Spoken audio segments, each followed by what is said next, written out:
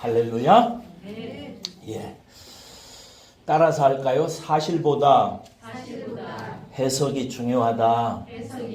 다시 한번요. 사실보다 해석이 중요하다.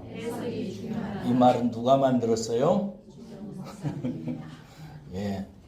제가 만들었지만 평생에 정말 귀하고 귀한 저의 깨달음입니다. 여러분은 사실보다 해석이 훨씬 중요합니다. 여기서 사실은 뭐냐면 우리가 경험하는 현실, 조건, 상황들을 의미합니다.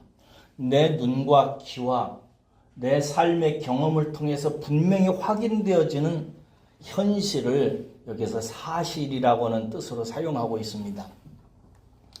여러분, 그리고 해석이라고 하는 것은 그 우리가 경험하는 현실이나 상황을 어떻게 내가 생각하고 받아들이냐 하는 문제를 말하는 것입니다.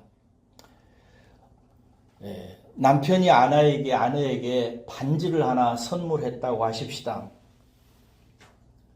남편으로부터 반지를 받은 아내가 그 반지를 받은 것, 남편이 자기에게 반지를 준 그 사실에만 머물면은 안 됩니다.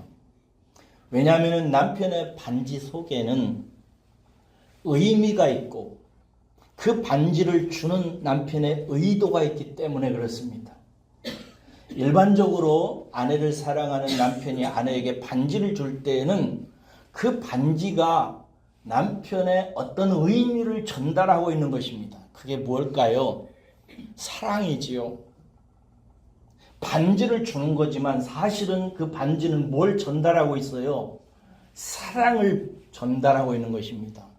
그러면은 그 사랑을 전달하는 남편의 의도는 뭘까요? 기뻐하라는 것입니다.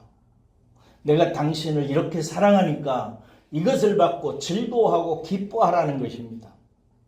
아내가 남편이 주는 반지를 받으면서 이 반지를 받는 이 사실적인 경험을 통해서 남편의 의미인, 이 반지의 의미인 사랑을 깊이 생각하고 그 사랑을 전달하는 남편의 의도를 한다면은 그는 단순히 물리적인 반지 하나 받고 하는 것이 아니라 남편 가슴 속에 있는 반지보다 훨씬 더 소중한 사랑을 얻는 것이요. 그로 인하여 큰 기쁨을 누리는 인생으로 차츰 나아갈 수가 있게 되는 것입니다.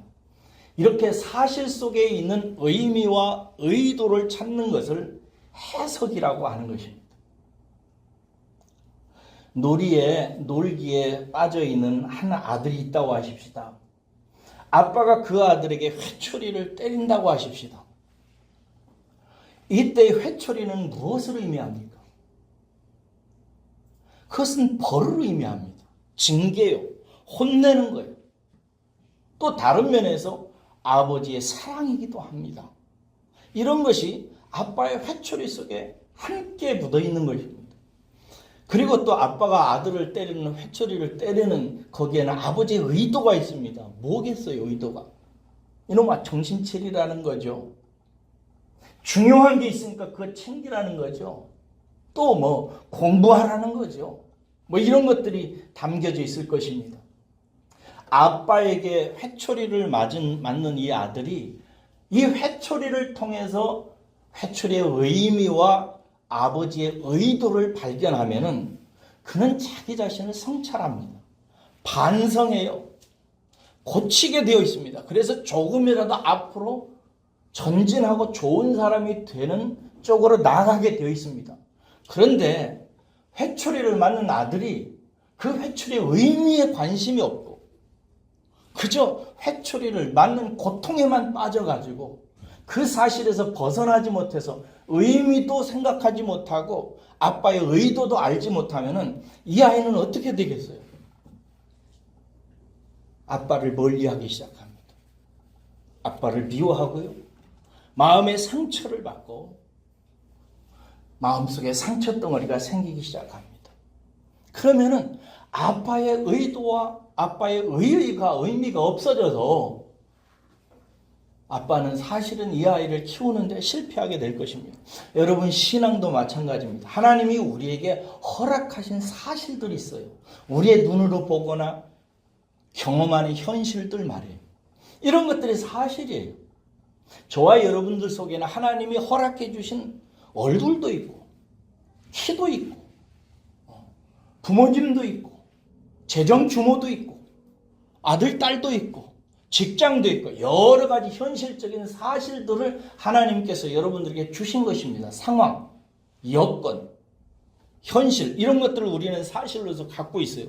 그런데 이것들 속에는 하나님의 이것을 통해서 전달하려고 하는 의미가 있단 말이에요.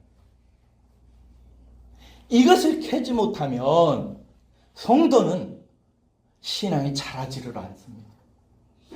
만약에 하나님이 왜 이런 것을, 이것을 통해서 무슨 말씀을 하시려고 하는가 하는 의미와 하나님의 의도에 관심을 갖지 않으면 이 성도는 끊임없이 현실만 묻혀 삽니다. 환경과 여건에만 묻혀 살아요. 그것만 바라봅니다. 그것을 통해서 하나님께서 말씀하시려고 하는 의미와 의도를 깨닫지 못하면 이 사람은 신앙생활에도 기쁨이 없고요. 오히려 상처덩어리가 되어져 갑니다. 그러나 이것을 깨닫는 사람은 하나님께 감사하게 되고요. 기쁨을 가지고 살아갑니다.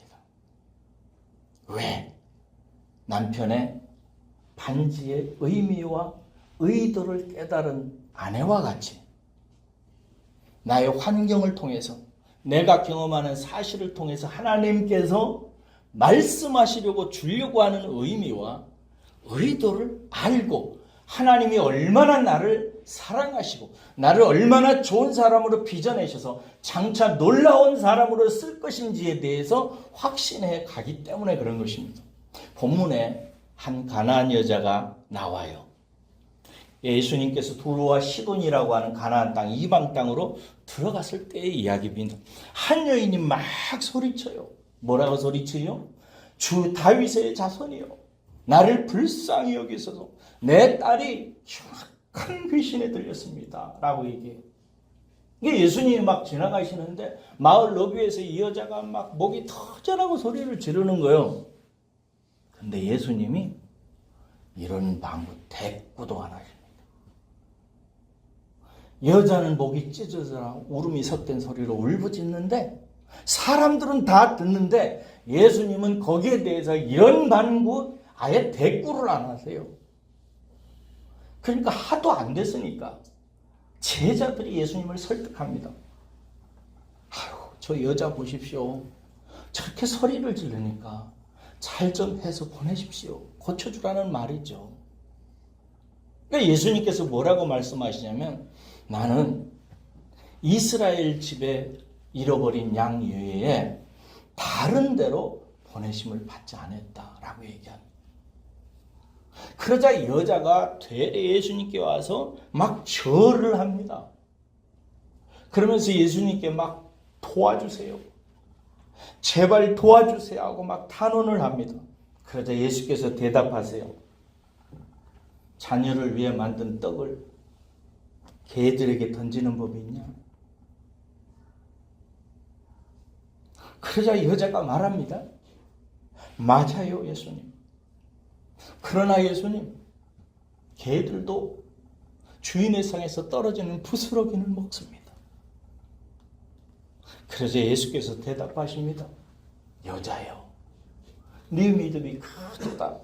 소원대로 되리라 라고 말씀하시니까 그 시에 사랑하는 딸 속에 있는 귀신이 나갔다는 이야기예요. 여러분, 본문에서 여러분이 발견할 수 있는 가장 충격적인 사실이 뭐예요? 본문에서 여러분들이 부딪히게 되는 충격적인 사실은 뭐예요? 예수님께서 무자비하게 이 여인을 차별적으로 대우하신 것입니다. 예수님의 무자비한 차별적 냉대, 이것을 우리가 발견하고 확인할 수 있습니다. 23절 보세요. 불쌍히 여겨달라는 여자의 호소에 대꾸도 안 하십니다. 이런 차별적인 대우가 어디 있어요? 냉대가 어디 있어요? 24절 보세요. 지역적인 차별을 합니다. 내가 이스라엘은 보냄을 받았지만 다른 데는 보냄을 받지 않았다. 엄밀하게 말하면 예수님이 지금 거짓말 하시는 것입니다. 예수님은 온 세상을 위해서 보냄을 받은 자입니다. 제자들에게도 예루살렘과 유다와 사마리아 땅끝까지로 복음을 전하라고 그랬어요. 근데 예수님이 지금 지역별 차별을 합니다. 26절 보세요. 사람을 세상에 개 취급을 합니다. 비유적인 강조법이지만 이거 율법 정신이 아닙니다. 예수님은 율법을 완성시키러 오셨는데 사람을 개 취급하는 것은 율법의 정신과 전혀 어울리지 않습니다. 왜 이런 걸까요? 이 여자에게 무슨 특별한 이런 무자비한 차별적 냉대를 받을 만한 무슨 잘못이 있을까요? 첫째로 보세요. 자식이 귀신 들린 것이 엄마의 잘못입니까? 아닙니다. 그러면 이방인에 태어난 것이 가나안 땅에 두루와 시돈 땅에서 사는 것이 이방인 여인으로 태어나서 이방 여인으로 사는 것이 이 여자 죄입니까? 아니요. 제가 볼 때 이 여인은 정말 놀라운데요. 훌륭한 신앙을 갖고 있습니다. 왜냐하면 이때 당시에 사람들은 예수님을 부를 때 나사렛 예수라고 불렀어요. 나사렛은 별 볼 일 없는 거예요. 아주 왕따 당하던 동네예요. 사람들은 나사렛 예수 이래가면서 예수님을 무시했습니다. 그런데 이 여인은 뭐라고 말합니까? 다윗의 자손이에요. 이 말은 그 당시 표현으로 말하면 메시아라는 말입니다. 하나님이 온 인류를 구원하기 위해서 보내신 메시아라는 뜻이에요. 이스라엘도 갖지 않은 이 신앙을 이 여인이 가지고 있어요. 게다가요, 예의 바르고요, 겸손합니다.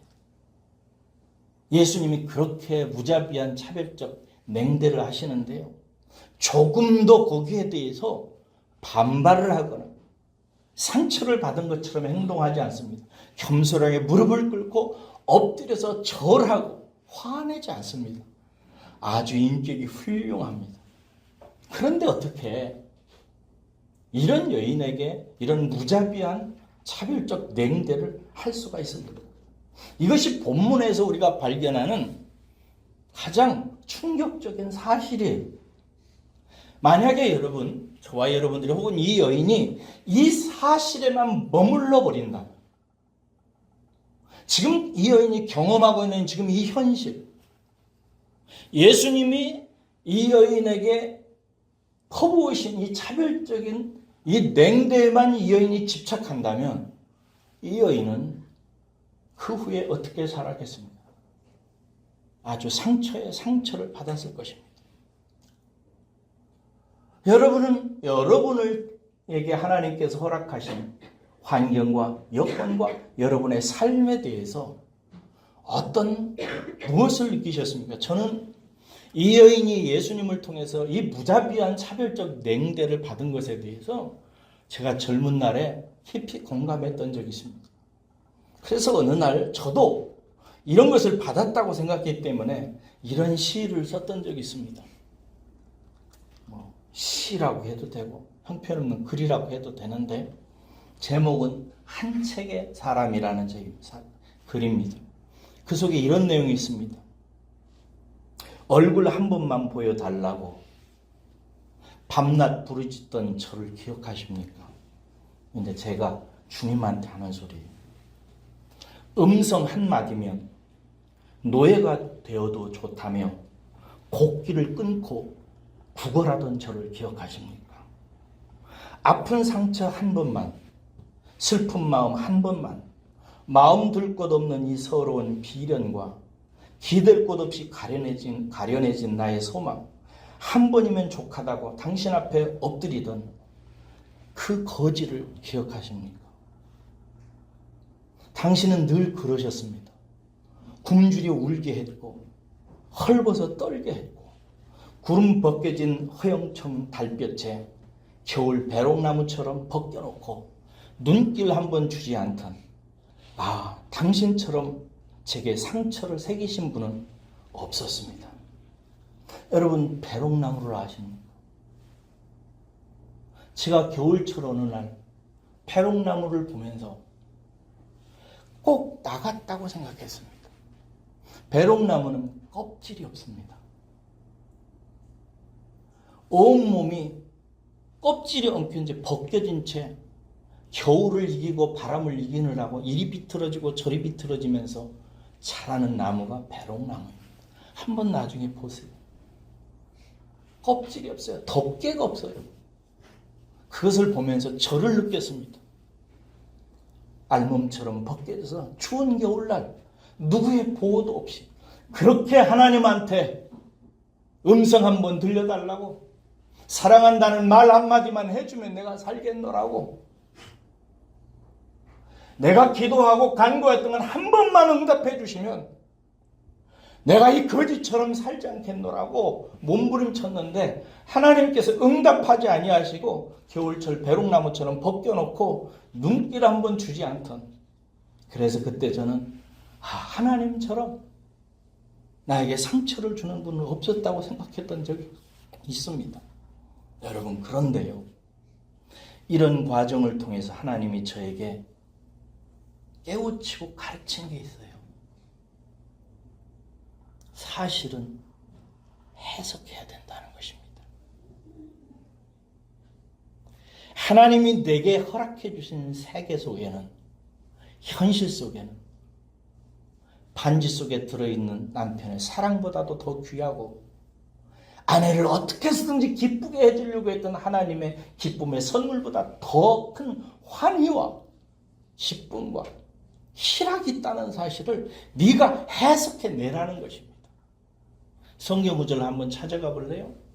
이때 제가 깨달았던 구절입니다. 잠언 25장 2절 가보세요. 잠언 25장 2절입니다.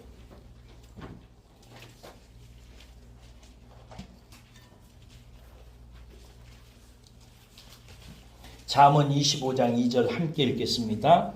시작. 이를 숨기는 것은 하나님의 영화요, 이를 살피는 것은 왕의 영안이라. 여기서 왕은 솔로몬 자신을 말하는 것입니다. 이런 말을 해요. 솔로몬이 깨달은 거예요. 이 일을 숨기는 것은, 하나님이 모든 일을 하시면서 여건과 환경을 만드시 역사를 움직여 가세요. 그런데 거기에 뭔가를 숨겨놓는 것이 하나님의 영화라고 되어 있는데, 영광이라는 뜻입니다. 영광은 하나님의 하나님다우심인 거예요. 하나님의 아름다움, 하나님의 지혜, 하나님의 사랑, 하나님의 능력, 이 모든 것들이 나타나는 것을 우리는 영광이라는 단어로 이해하는데, 하나님의 영광은 어떻게 되어져 있는가? 숨겨져 있다는 것입니다. 기가 막히게 숨겨놓는 것이 하나님의 하나님다우신 성품입니다. 하나님은 우리에게 하나님이 어떤 분이신지, 얼마나 우리를 사랑하시는지, 얼마나 우리를 향한 위대한 계획을 갖고 계시는지 일 속에 숨겨놓으시는 분이에요. 이게 하나님의 하나님다우신 모습이에요. 그럼 우리의 모습은 뭔가? 솔로몬은 자기 자신이 왕이니까 이렇게 얘기합니다. 그 일을 살펴서 찾는 것이 왕의 왕다운 것이다. 이렇게 얘기하는 것입니다. 사랑하는 여러분, 하나님은 우리에게 여러 사실들을 경험하게 하십니다. 우리가 생김새, 부모님, 가정사정, 사업 환경, 이런저런 우리 눈에 보이고 경험할 수 있는 사실들을 우리에게 끊임없이 공급해 주십니다. 그런데 그 사실 속에는 하나님의 영광이 들어있어요. 우리의 영광은 뭐냐? 그 하나님의 영광을 찾아내는 일입니다. 이것이 우리가 우리 다음을 확인하고 천국을 누릴 수 있는 비밀이라는 것을 옛적에 수천 년 전에 솔로몬이 이것을 깨달아서 기록해 놓은 것입니다. 여러분, 가나안 여인을 향한 예수님의 무자비한 이 차별적 냉대의 의미를 찾아내시겠습니까? 겉으로 볼 때 사실적으로 사람들 귀에도 눈에도 이 여인이 경험하는, 예수님을 통해서 경험한 분명한 사실이 있습니다. 그것은 정말 무자비해요. 대꾸도 안 하세요. 지역적 차별을 합니다. 개 취급을 해요. 이 무자비한 예수님의 차별적 냉대 속에 예수님께서 담아놓으신 의미가 있어요. 이 무자비한 차별의 의미가 뭔지 생각해 보시나요? 그것은 테스트, 시험입니다. 시험의 뜻을 여러분들은 아실 것입니다. 마귀가 하는 시험이 있고 하나님이 하시는 시험이 있죠. 마귀의 시험은 뭐냐면 우리를 걸려 넘어져서 심판받고 죽게 만들려고 하는 것이고요. 예수님의 시험은 일정한 기간 동안 저와 여러분들이 공부하고 학습한 것을 테스트하셔서 더 좋은 세계, 더 높은 신비의 세계로 들어가고 이끄시기 위해서 하나님께서 시험하시는 걸 말해요. 이게 테스트란 말이에요. 예수님께서 이 여인이 길가에 지나가는데 세상에나 다윗의 자손 예수야라고 부르는 거예요.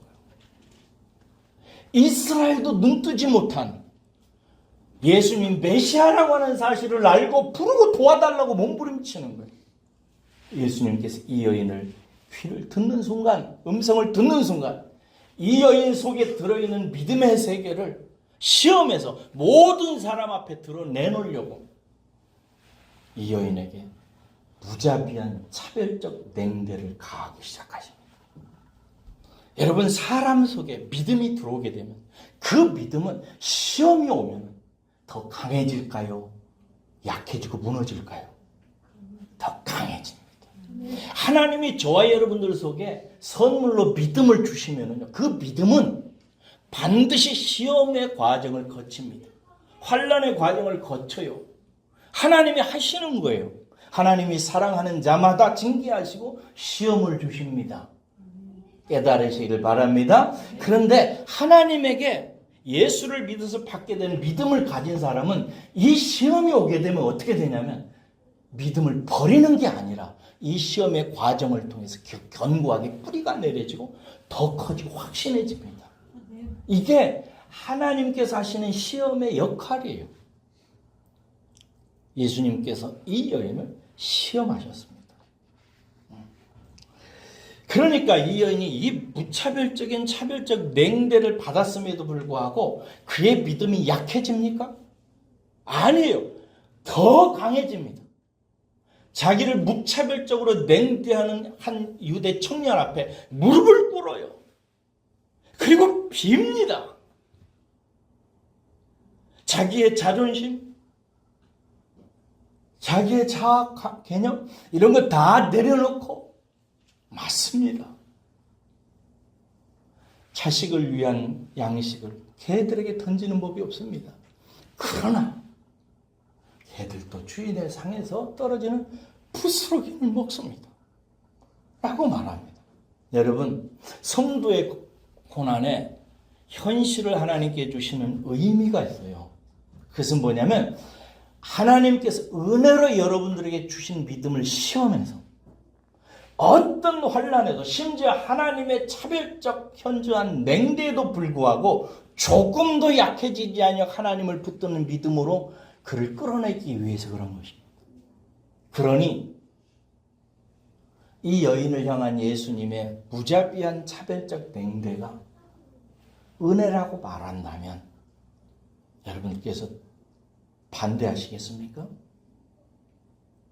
여러분들을 향한 하나님의 때때로 차별적 무자비한 냉대가 제가 만약에 이 교훈을 따라서 여러분들은 은혜를 받고 있습니다라고 말한다면 여러분들은 아니요, 그런 은혜가 어디 있어요? 라고 말하시겠습니까?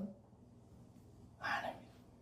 여러분, 또 예수님의 이 무자비한 차별적 냉대 속에 담겨져 있는 의도는 뭐겠습니까?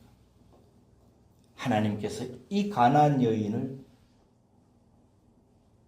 시험해서 이 여인에게 칭찬과 상을 베푸시기 위해서 그런 것입니다. 그리고 또 하나 의도가 있다면 뭐냐면 그 당시에 이 여인의 믿음을 듣는 자들, 그리고 저와 여러분들 오늘 내 아침에 이 말씀을 듣는 우리에게 참된 믿음이 어떻게 만들어지는지, 하나님께 주신 믿음은 어떤 속성의 것인지. 그래서 우리들로 하여금 참된 믿음을 확신하고 어떤 환난과 시련에도 심지어 하나님의 차별적인 처참한 냉대에도 불구하고 견디고 이기게 하시려고 하는 예수님의 의도가 그 속에 담겨져 있는 것입니다. 여러분, 우리의 환경과 여건, 그 사실적인 경험 속에는 이렇게 하나님이 우리를 향한 의미를 담아놓아 있고 그 의도가 숨겨져 있어요. 이거를 찾아내고 이해하고 받아들이고 깨닫는 성도들, 다시 말해서 사실을 해석할 줄 아는 성도들이 되기를 주의 이름으로 축원합니다. 제가 오늘 아침에 찬양을 인도하는 우리 이장군 있잖아요. 여러분이 볼 때 잘 자란 것 같아요? 잘못 자란 것 같아요? 그런 것 같아요? 우리 자은이 마음속에 아빠가 행한 사실 때문에 상처가 없기를 저는 바랍니다. 제가 한번 우리 자은이가 1학년 입학하자마자 중학교 입학하자마자 어려운 데로 보냈습니다. 뭘 보냈냐면요. 그 전국 순회 도보 행진하는 거 뭐라고 그러죠? 그걸 거기를 보냈어요. 전국을 이제 도보로 걷는 거죠. 그거 텔레비에서 보셨죠? 국토대장정. 국토대장정 맞아요. 그걸 보냈어요. 그래서 우리 자은이가 아빠가 보내니 지가 뭐 힘이 있겠습니까? 그래서 보냈어요. 그래서 그때 한참 며칠 동안을 그 여름에 고생을 많이 하고 왔습니다. 그 사실이 우리 아들 자은이에게 아버지의 무자비한 차별적 냉대로 받았다면 누나도 안 보내고 막내 아들도 안 보내고 왜 하필 나만 차별적으로 이렇게 냉대하셨는가라고 받았다면 우리 아들이 저렇게 자라지 않았을 것입니다.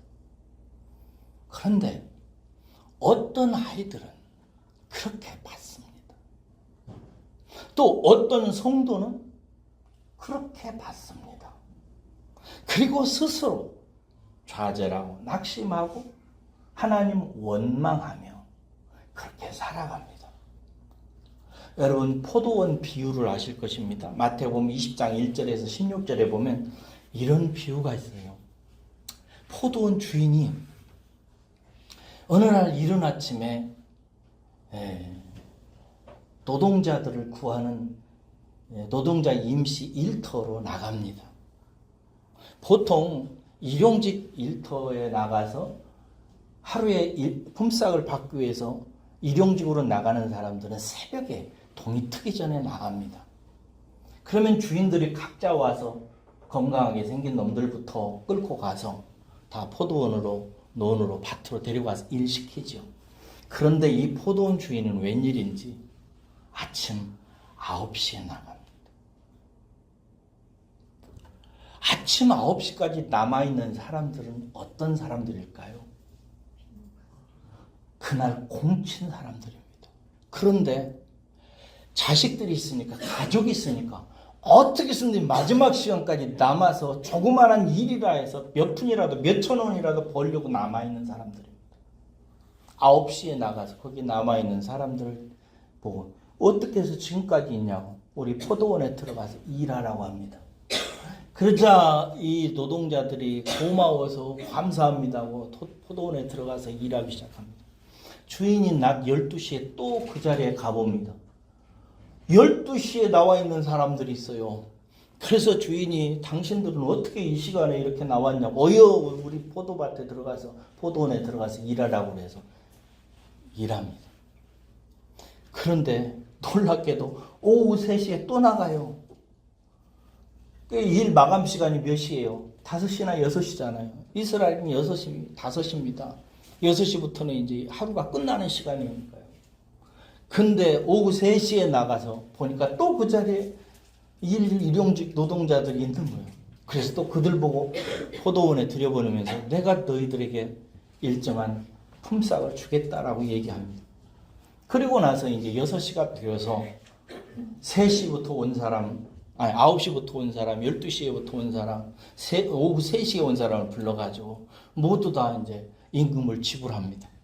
근데 오후 3시에 온 사람부터 먼저 주더라고요. 성경에 보니까. 한 데나리온을 주니까 오후 3시에 온 사람이 하루 품삯을 겨우 한 2-3시간 일하고 나서 한 데나리온을 받으니까 막 놀라고 좋아가지고 감사를 하면서 고맙습니다, 고맙습니다 기쁘게 돌아가요. 그러니까 12시에 들어온 사람하고 그 다음에 아침 9시에 온 사람이 속으로 생각합니다. 야, 오후 3시에 온 사람이 한 데나리온을 주었으면 우리는 배로 받겠다. 우리는 3배로 받겠는데? 라고 생각했다는 거죠. 그런데 웬일? 주인이 이 사람들에게 주는데 똑같이 한 데나리온을 주니까 먼저 온 사람들이 분노가 폭발한 것입니다. 그러면서 주인에게 항의해요. 뭐라고? 한마디로 말해서 주인님, 공정하지 않습니다. 왜 이렇게 불공정합니까? 라고 따져요. 그러자 주인이 뭐라고 얘기해요? 내가 너희들에게 잘못한 게 없다. 나는 너희들에게 한 데나리온씩 주기로 약속했고 너희들에게 약속대로 한 데나리온을 주었다. 저 사람에게 오후 3시에 온 사람에게 데나리온 준 것은 내 권리다. 내가 잘못한 게 없다라고 얘기해요. 그런데 여러분, 그렇다고 해서 이 종들이 돌아가면서 그 주인에게 불공정하지 않습니까? 라고 항의했던 이 마음이 가셨을까요? 안 가셨을까요? 여러분, 불공정한 게 맞아요. 주인이 잘못한 것은 아니지만은 불공정한 건 사실이에요. 무엇 때문에? 기준 때문에. 이 노동자들이 하루의 대가의 기준으로 받아야 되는 기준은 뭐냐면, 그 대가를 받는 기준은 뭐냐면 사람의 수고예요. 사람의 수고가 기준이기 때문에 이 사람들은 나중에 온 사람은 조금 받아야 되고 먼저 온 사람은 많이 받아야 되는 게 맞아요. 사람의 기준으로 볼 때는 주인이 불공정한 게 맞아요. 그런데 주인의 기준은 그게 아니었어요.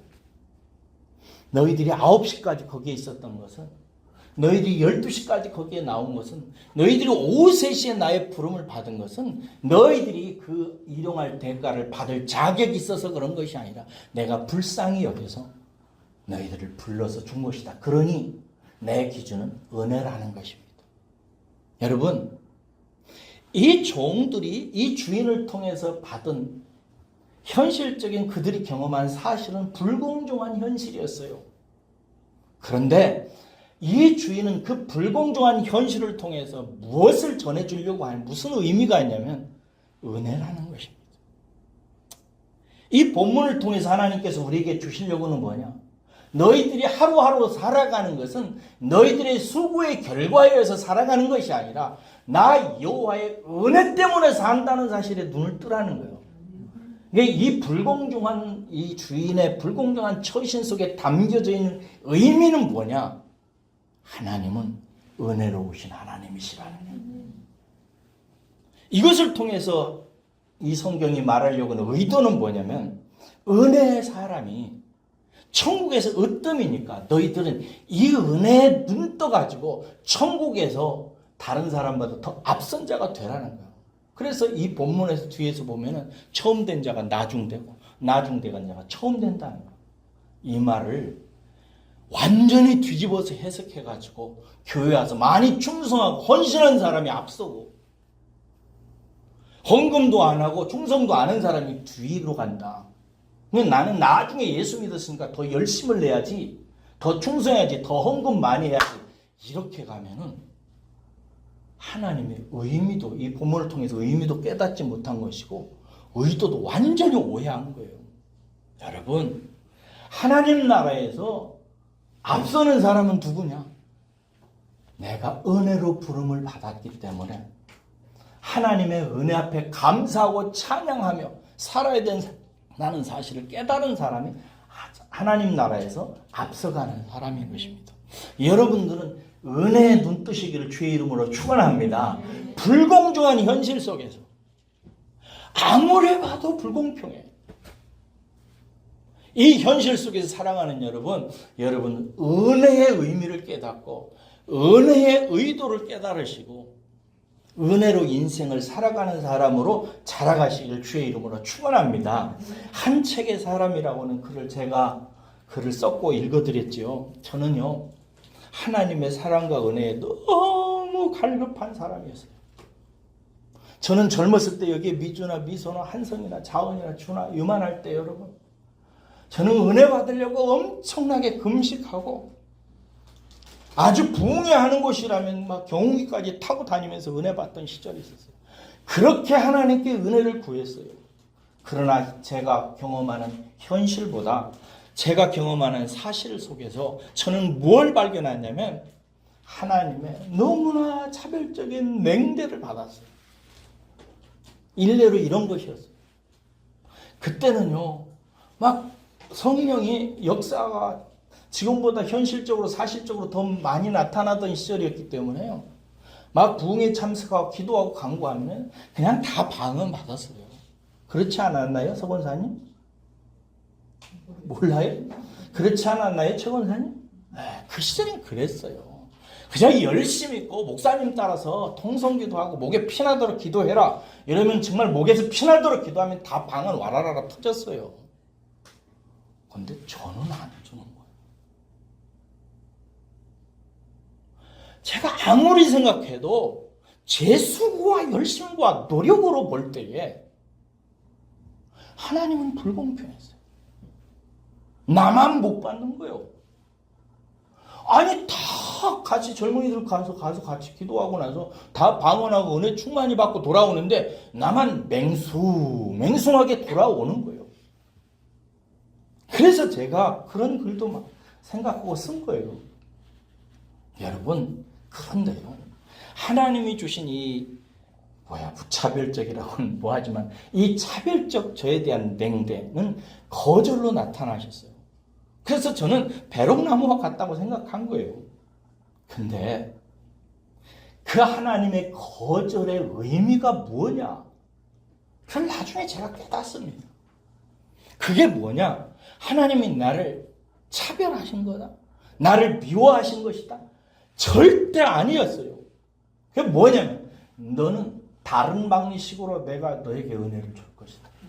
너는 다른 방식으로 내가 너를 사랑하고 너를 향한 위대한 계획이 있다는 사실을 발견하게 할 것이다 라는 것이었어요.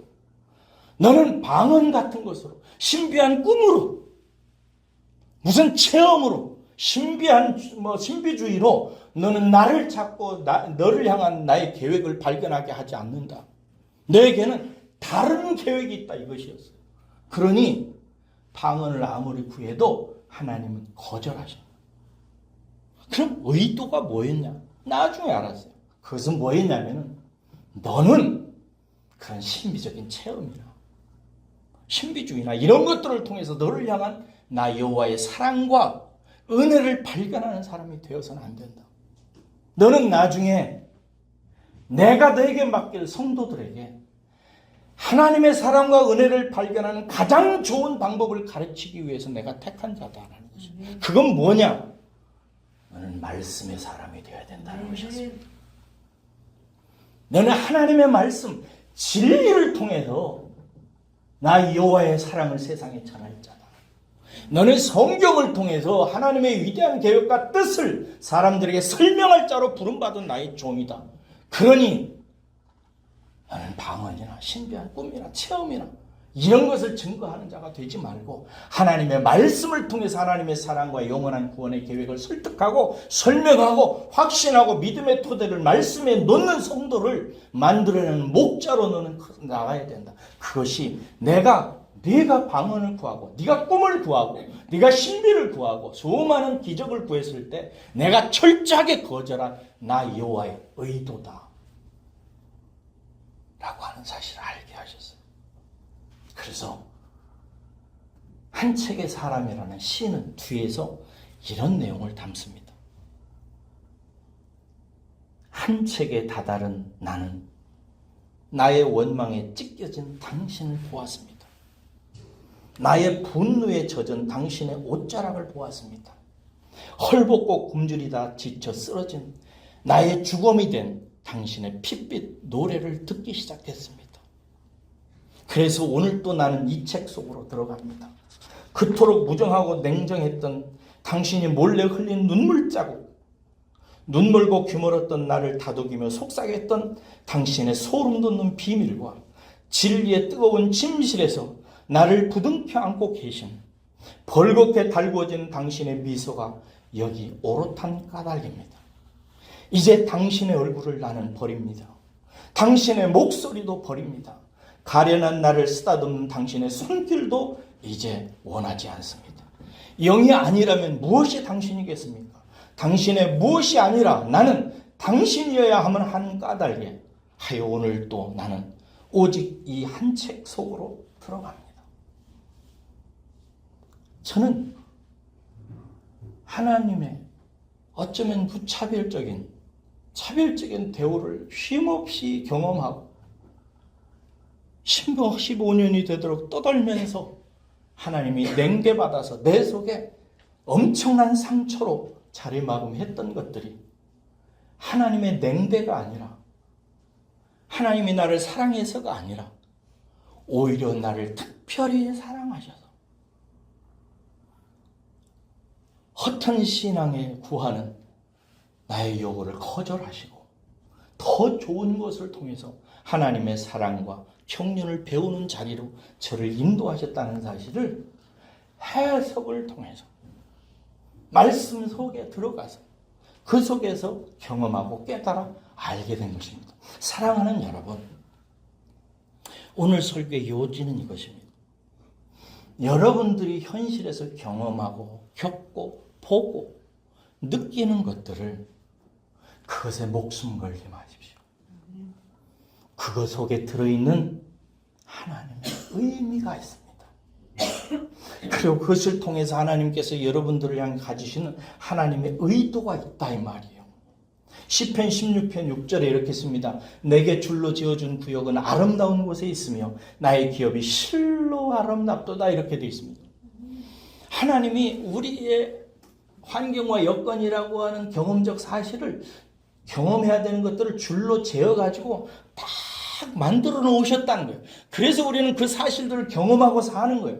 그런데 그것에 대해서 시편 저자는 뭐라고 말하냐면 아름답다고 얘기합니다. 여기서 아름답다는 말은 뷰티풀이 아니라고 그랬습니다. 딱 맞다는 것입니다. 정확하다는 것입니다. 여러분들이 경험하는 것이 하나님의 정확한 줄로 지어준 구역으로 재놓으신 것을 경험하고 받고 누리고 있는 것입니다. 그런데 그것이 사실의 눈으로 보면은 하나님의 냉대인 것 같고 내가 저주받은 것 같고 내게 맞지 않는 것 같다는 거예요. 그런데 그게 아름다운 거라는 거예요. 솔로몬이 깨달은 거예요. 내게 딱 맞는다는 것이에요. 전도서 3장 11절에서 솔로몬은 이렇게 얘기합니다. 한번 찾아가 보실래요? 전도서 3장 11절입니다. 아주 중요한 말씀입니다. 전도서 3장 11절입니다.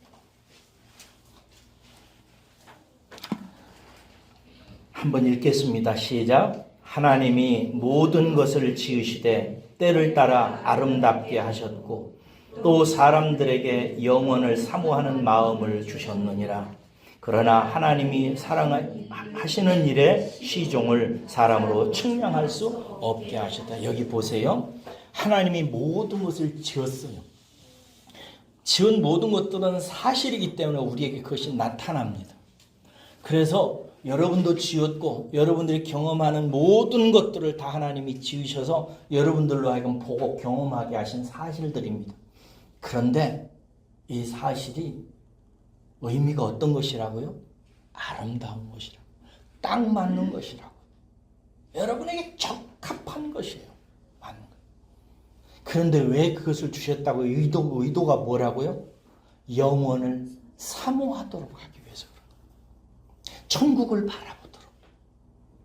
영원한 하나님 나라를 바라보도록 딱 맞게 주었다는 거예요. 그런데 저와 여러분들은 영원한 하나님 나라의 천국을 바라보도록 준 사실을 이 땅에서 살기 위한 사실들로 보는 것입니다. 그러니까 가난이 저주로 보이고 병든 것이 하나님의 매로 들보고 외롭고 슬프고 쓸쓸한 것이 하나님의 저주로 느껴지기 시작하는 거예요. 아니요. 병든 것도 가난한 것도 외로운 것도 실패도 다 우리에게 아름다운 것, 딱 맞는 거예요. 그게 우리에게 의미예요. 믿으시기를 주의 이름으로 축원합니다. 그런데 그런 사실을 준 의도가 뭐라고요? 영원한 것을 깨달아가라고. 영원한 것을 사모하라고 주신 것이라. 우리의 해석의 포인트가 어디에 있어야 되는지를 눈치채셔야 돼요. 여러분은 하나님 나라의 상속자들이에요. 이 땅에 잠시 살다가 우리는 갑니다. 영원한 것을 받게 하기 위해서 지금 우리 눈에 이상한 것 같이 보이는 아름다운 것, 적합한 것이 있다는 사실을 꼭 기억하셔야 됩니다. 그래서 여러분들은 잘 해석할 줄 아는 것을 배우셔야 돼요. 누구에게? 이정호 목사에게. 잘 배우셔야 된다. 여러분들이 지금부터 이제 내가 경험한 것들을 내가 잘 해석해야지 라고 생각한다면 여러분들은 절대 해석 못해요. 제가 절대라는 말 잘 안 쓰는데 확실하겠습니다. 절대 여러분들은 해석 못해요. 왜? 전도서 3장 11절 마지막 보세요. 그러나 하나님이 하시는 일이 시종을 사람으로는 뭐 한다요? 측량할 수 없어요. 사람은 못해요. 그러면 어떻게 하는가? 성경을 통해서 성령께서 해석하시는 법을 가르쳐 주십니다. 하나님이 하시는 거예요. 그러니까 여러분들이 목사님, 저는 내가 살아가면서 내가 경험하는 일에 하나님의 뜻을 내가 분별할 수 있어요. 내가 해석할 수 있어요. 내가 어렸을 때 경험하는 것은 내가 볼 때 이런 뜻이에요. 어린 반푼도 없는 소리입니다. 절대 여러분들은 그런 능력이 없어요. 여러분들은 못해요. 안 됩니다. 결단코 안 돼요. 어디로 가야 돼요? 성경으로 가야 됩니다. 누구를 의지해야 돼요? 성령님 의지해야 됩니다. 그리고 배우셔야 돼요. 그래야 그것을 알게 되는 것입니다. 이것 배우지 않으면 끊임없이 하나님이 주신 적당한 것을, 합당한 것을 나의 이 세상의 것으로 늘 해석하고 좌절하고 절망하고 살아가는 거예요. 빌립보서 4장 4절에서 바울이요, 주 안에서 항상 기뻐하라. 내가 다시 말하노니 기뻐하라고 말합니다. 여러분들은 기뻐하셔야 됩니다. 춤을 추셔야 돼요. 즐거워하시기를 주의 이름으로 축원합니다. 이러면은 목사님 내 사정 몰라셔서 그래요. 사도 바울이 빌립보 쓸 때 사도 바울이 어디서 쓰는 줄 아세요? 감옥에서 쓰고 있습니다. 오늘 내일 언제 목이 잘릴지 모르는 빌립보 감옥 속에서 성도들에게 기뻐하라고 써요. 나의 기쁨을 여러분들에게 전합니다. 여러분들도 기뻐하십시오라고 얘기해요. 무엇 때문에? 사도 바울은 자기 감옥의 의미를 알아요. 하나님이 왜 감옥에 가도록 허용하셨는지 하나님의 의도를 안다고요. 그러니까 감옥이라고는 어떻게 보면은 하나님의 무자비한 차별적 맹대와 같은 감옥 속에서 바울은 찬송했어요. 빌립보 감옥에서 찬송합니다. 그러니까 그 찬송을 빌립보 간수들이 다 들어요. 그 밤에 빌립보 감옥문이 열립니다. 할렐루야. 열려요. 왜? 바울은 감옥의 의미를 아는 거예요. 성도의 감옥의 의미, 성도의 고난의 의미, 성도의 눈물의 의미를 아는 거예요. 그리고 그 고난 속에서 하나님이 이루시려고 하는 하나님의 의도를 아는 거예요. 그러니까 그 감옥 속에서 그 의도를 전하는 거예요. 여러분, 나는 감옥 속에서 찬송합니다. 여러분들도 기뻐하셔야 됩니다.